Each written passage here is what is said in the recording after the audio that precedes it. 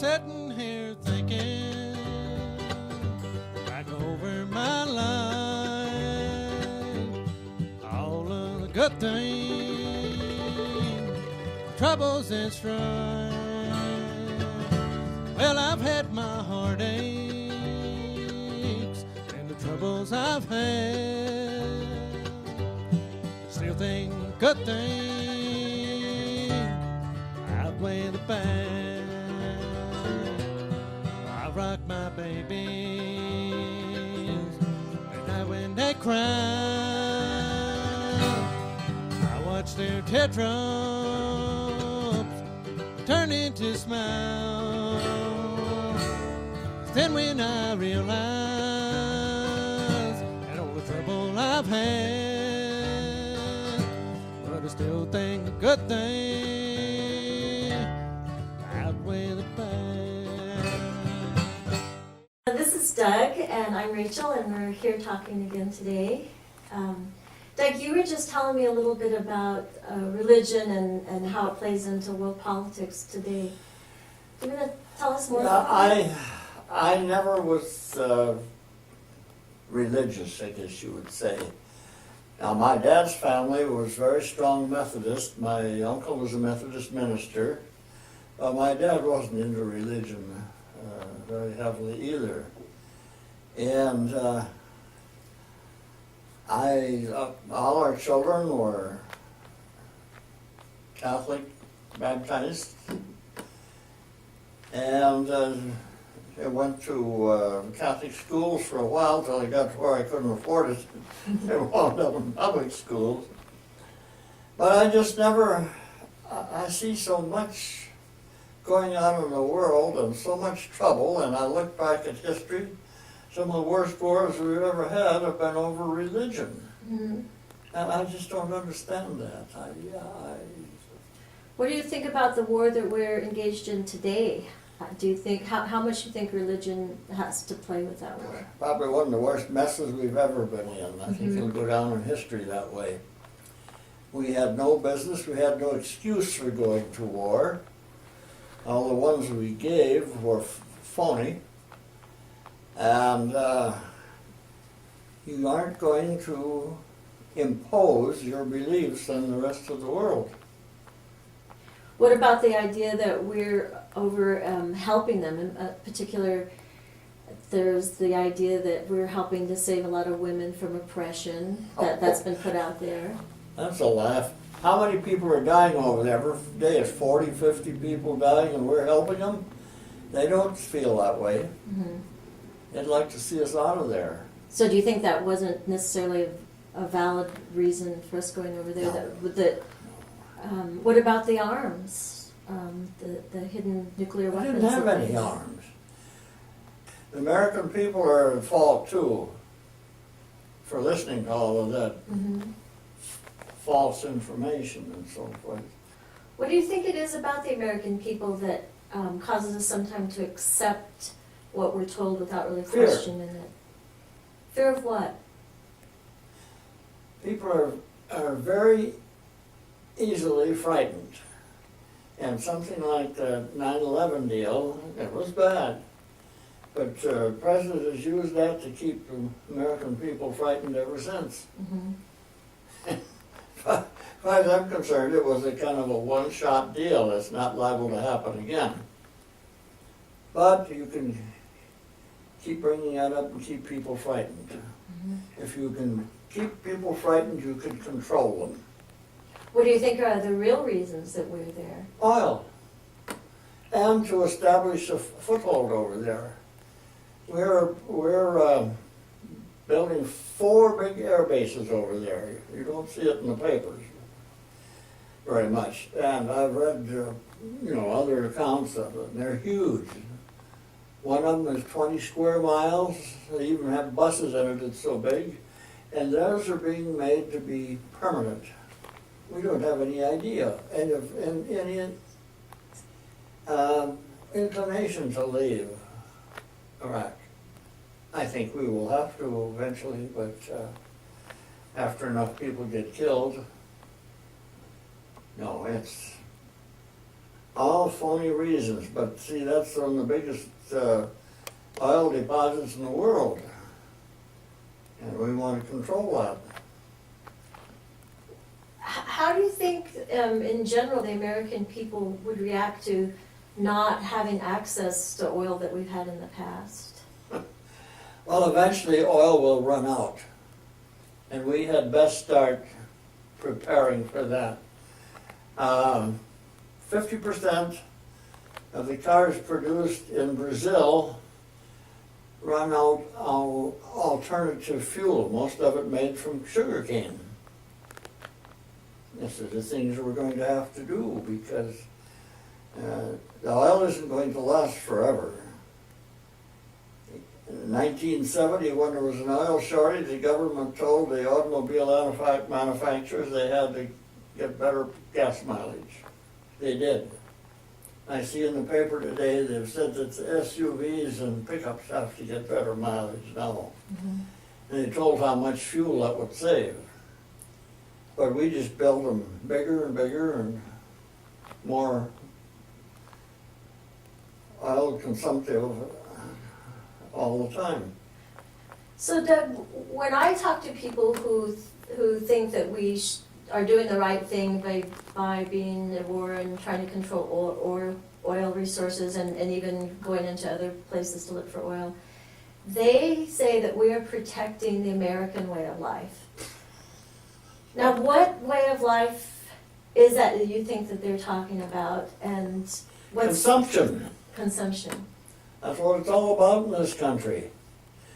I was just reading when I got off the computer yesterday. They said if all of these third world countries consumed like we and the other industrialized countries do, we would need 2 planets. Not just one world, we need 2. To get resources That's from. right.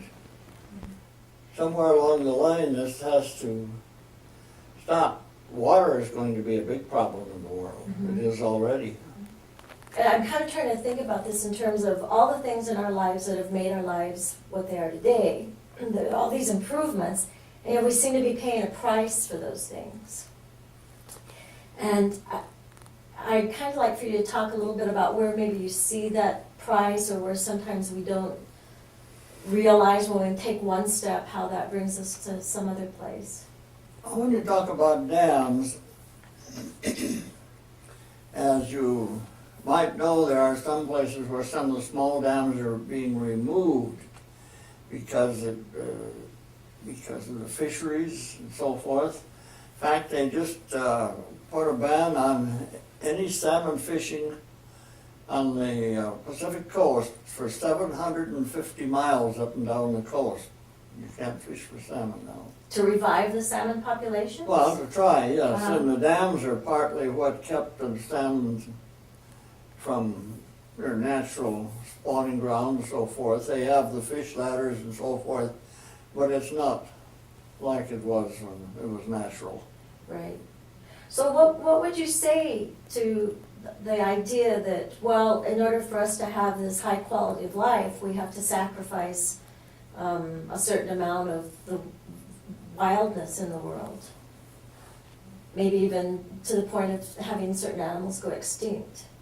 Well, yeah, if you're going to have all these things, we would need 2 worlds to provide it for everyone. We don't have 2 worlds. We have to get along with the one we got. Right.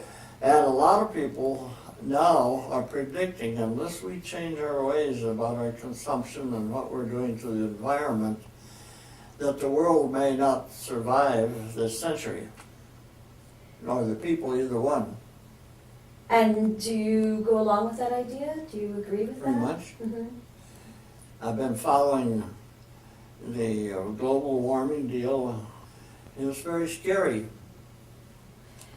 Well, what we hear a lot in the media is, we hear 2 different things, depending on who we're reading. We hear that that our climate is rapidly warming and that they're seeing the effects in the Arctic and every place else. And then there's a whole other group of people, including scientists, that will say, oh, there's no such thing, that the world just naturally goes through cycles of warmer, colder weather. What do you think? Well, my feeling about it is this way. It does go through cycles. But all these things we're putting in the air, carbon dioxide and so forth, it does have a tremendous effect. So I think it's best to be safe and try to stop some of this stuff. Because if the ones that say that it's going to be a disaster are right, pretty quick it'll be too late. Some of these scientists are saying, well, if we don't do something within the next 10 years, it may be too late to reverse it. To reverse the effects of global warming? See, the ice is melting so fast, I can't believe it. Do you think that we're already seeing that? Do you think that with the recent hurricanes that we've seen and Yeah, and most of the scientists in the world tsunami? claim that the warming is one of the reasons for the bad hurricanes and storms. Why? It warms the ocean up Right. and affects Changes the changes air currents. everything. Well, why is it, Doug, if this is, 10 years is such a short time, I think we forget, but you've been around long enough to realize how fast it is. I've been around long enough to realize. Why is it that we're getting these reports from knowledgeable people about the fact that our world could be in a dire situation really quickly, and yet nothing much is done? Why aren't the leaders of our country even involved in European organizations and trying to make changes? Well, many of the countries are making changes, but we refuse to do it under the present administration. They just say it's all a bunch of garbage and let it go at that. And why would they do that? We don't have the smartest people in the world running this country right now. What do you Personally, I think they're fixed on world empire. Mm-hmm. So you feel like in order to maintain the quality of life that Americans supposedly clamor for, our government feels pressed to go to other countries to take what they have as far as what we need? Well, that's what we pretty much do, Mhm. have been. But just to give you an example, it used to be if you needed something in the hardware store, you could go in, there were bins out there, and you could pick out one. You go over there now, you can't buy one, you have to buy 3 or 4 in a package. You probably run into that. This is ridiculous. That's what I'm talking about. We're wasting so much. Why should I buy 3 or 4 when I can only use 1? It's consumption. It's sell as much as you can. Right. So how do you think that capitalist society can maintain a good level, quality of life for those people living within it, and not continue this cycle of consumption? I mean, how can we, you went through the Depression. Do you have some ideas about what would help us to be able to maintain a good, solid economic base and also have a good quality of life and still be a moral country? Well, I think that they're going to have to start in the schools and make students aware of all of this. And they won't all believe it, but it'll sink in with some of them. And they'll try to make changes. I think it was very promising when thousands of these university students in their spring vacation went down to New Orleans, were working to help clean up the mess. And they realized once they're there what this mess this can make. So you think the life experiences and Yeah. education will help? What about the voters of today and the people that are running the country today? In 10 years, we're talking about something needs to happen soon. What could you think would change people's attitudes today to make them demand something different from their government? There are more and more meetings being held worldwide by the scientists and putting out this information. And the people have to start listening, because they're the ones that have to make the change unless you do it by law, like saying you have to do this. Just like an announcement today that the government told the automakers they have to get better mileage on their big vehicles. And they can. They have the technology there. I was just thinking about when you had the things that needed to be transported across country. I'm just trying to get to the idea of the use of railroads in your time as opposed to trucking that's being used now on the highways. And do you know of any changes in your life with the change of using railroads to more highway development? Well, when my folks homesteaded in 1911, they were told that the branch line of the NP Railroad was going to come in. It would have been only about 12 miles from our farm. Mm-hmm. And it didn't come in until 17 years later. In the meantime, they had to freight their grain 50 miles or better to the nearest railroad. And that's when they took in wagons until Yeah. all got picked up. Horses and wagons first. Then when we got our first model, or our Model T truck, and instead of 4 or 5 days for a trip, you could do it in 1 day. So it speeded things up quite a bit. And did that help you financially then? No, because that's about the time the drought period started. Yes, it would have. I suppose it would have helped, because you could use the truck for a lot of other things around the farm too. You didn't have to hitch up a team of horses every time you wanted to do something. You could do a lot of things. If you had something to haul, you could do it with the truck. It made it, I guess you'd say, quite a bit simpler to farm.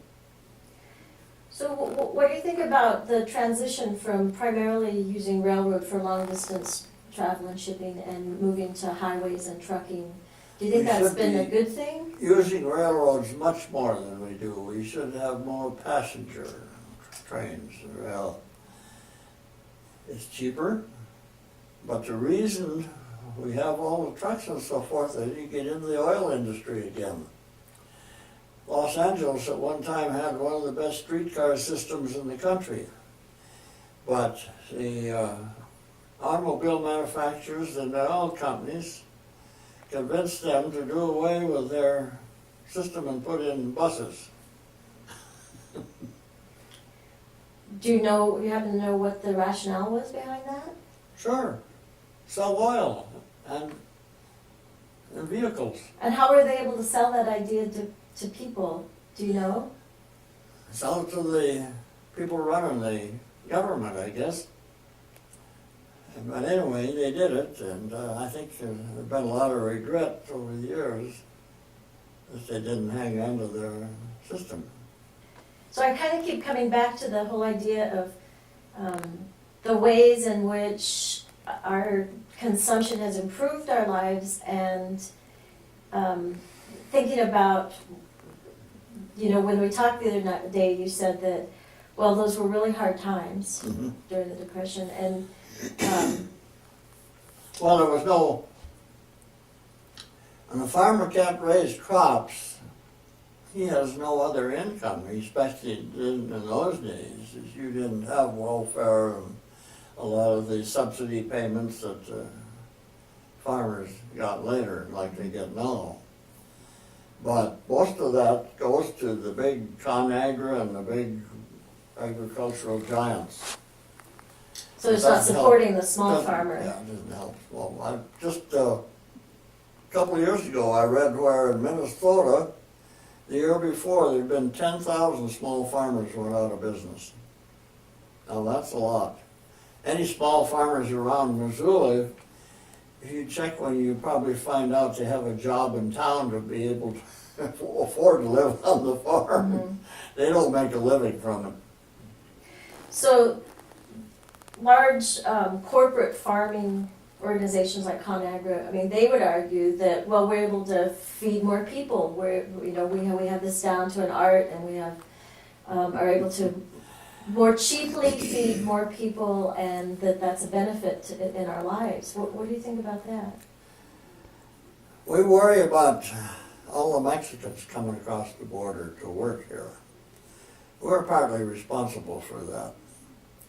Through the NAFTA program, are those big exporters, they take our subsidized grain, like they ship it corn to Mexico, and we ship that subsidized corn in here and sell it cheaper than they can afford to raise it. To Mexico? Yes. Uh-huh. So they give up the farm and go to the cities, because they're not making a living. When I get to cities, they can't make a living either, and that's why a lot of them are coming up here. So that you're saying that the actions that we do here in this country are affecting All the third world. detrimentally? Now, this is what they call global trade or free trade. Is it's not free.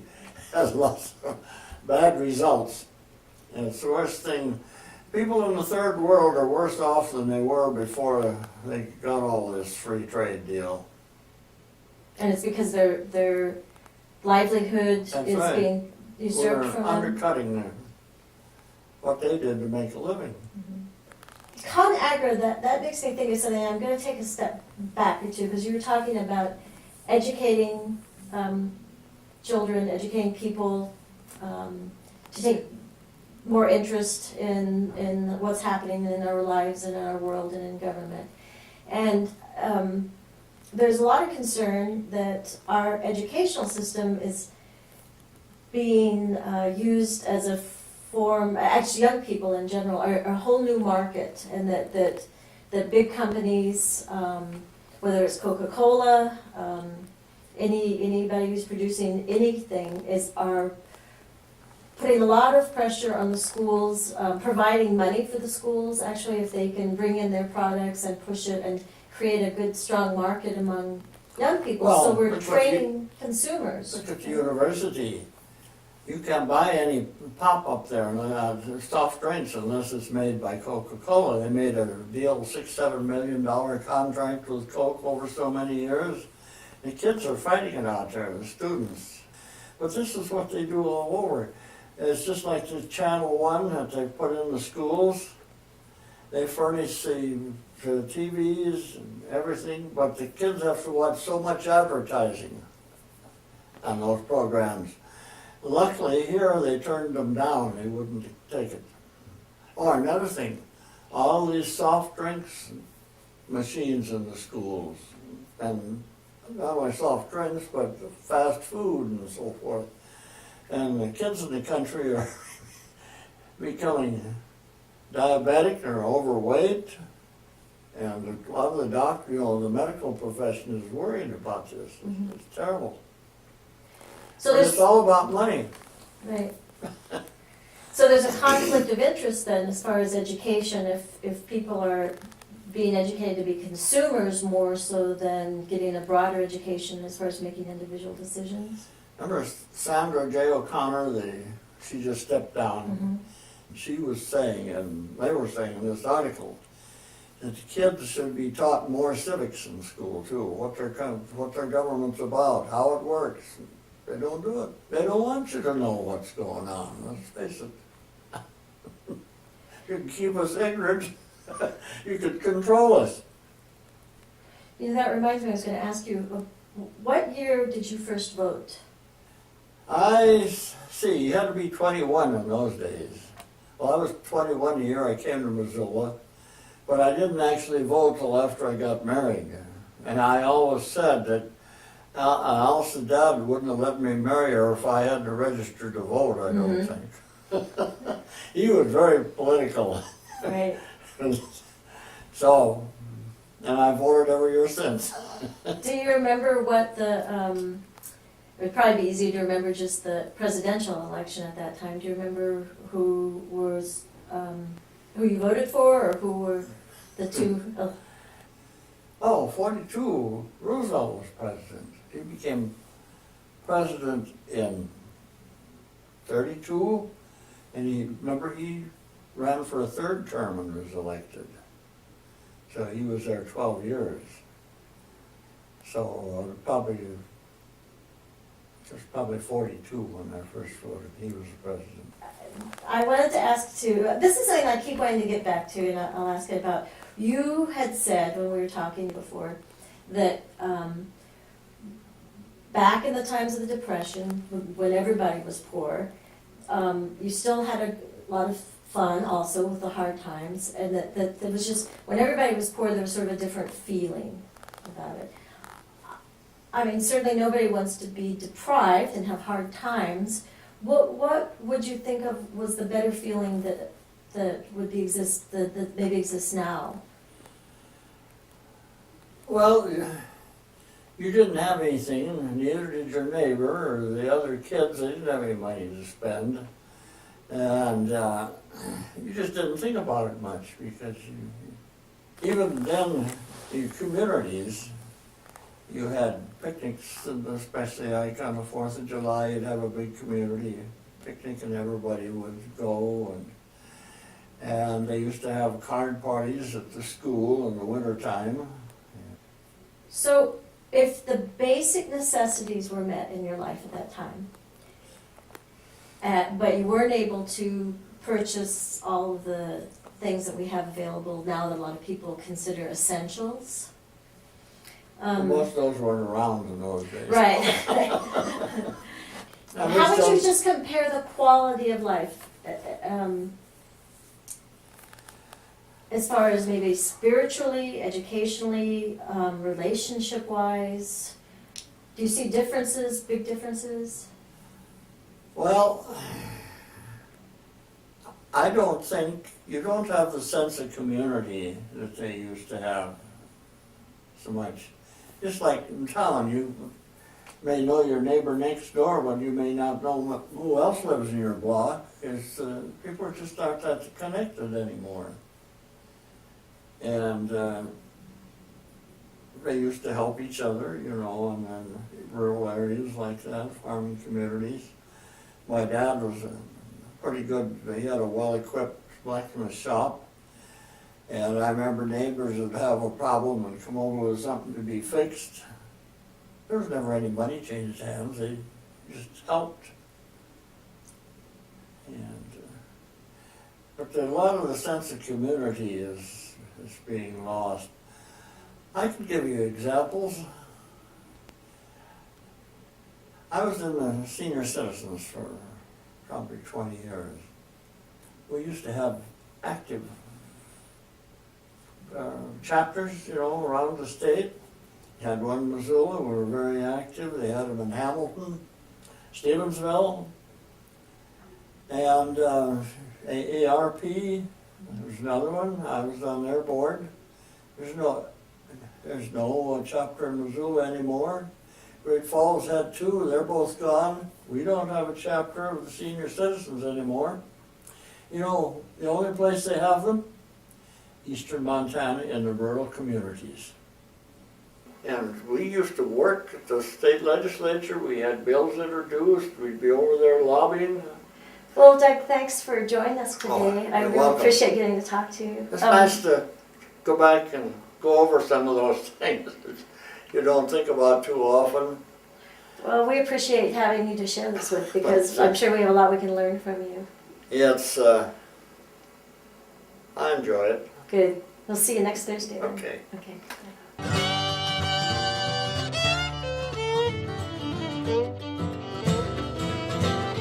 I rock my babies, and I when they cry, I watch their teardrops turn into smiles. Then when I realize that all the trouble I've had, but I still think the good things outweigh the bad. But I still think the good things outweigh the bad.